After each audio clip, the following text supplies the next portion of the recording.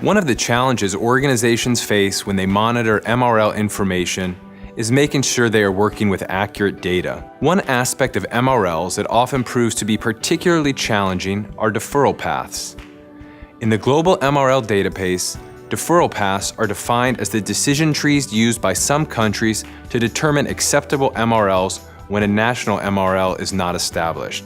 In some cases, the deferral path is simple, such as when the country does not maintain a national MRL regulation and fully defers to another market's regulation or the International Codex MRL standard. Others, however, prove to be much more complex and often leave organizations questioning the accuracy of the information they have. In this demonstration, we will take a specific country example, Malaysia, to show what the deferral path is and how the global MRL database's business rules make it easy to interpret Malaysia's MRL regulation.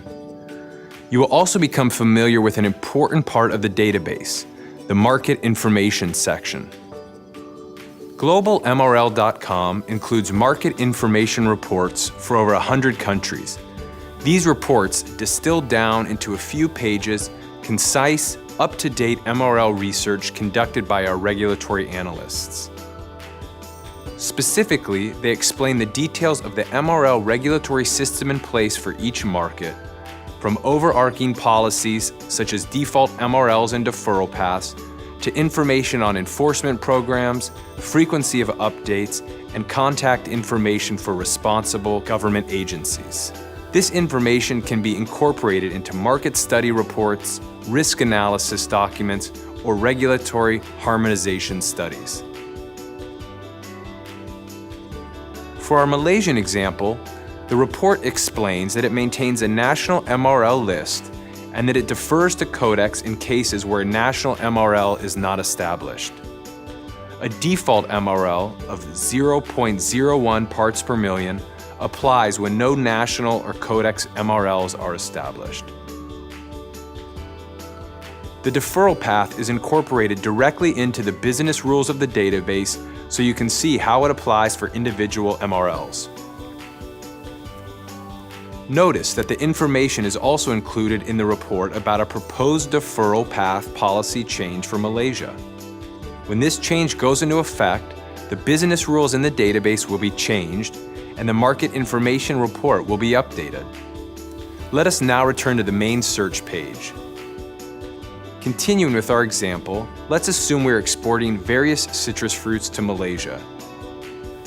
On the search page, several citrus fruits have been entered. All pesticides and Malaysia are selected. Let us now take a look at how these results vary based on the Malaysian deferral path. Here we will use the Quick Links feature to navigate to the relevant pesticides for grapefruit. We now have the MRL result block displayed. The MRL currently enforced is listed in the upper left corner of the tile. All MRLs are measured in parts per million.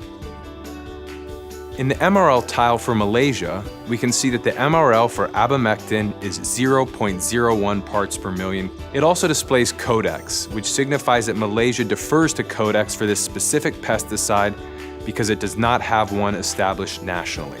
For the next example below, for acephate, we know that a national MRL exists as no deferred or default information is displayed.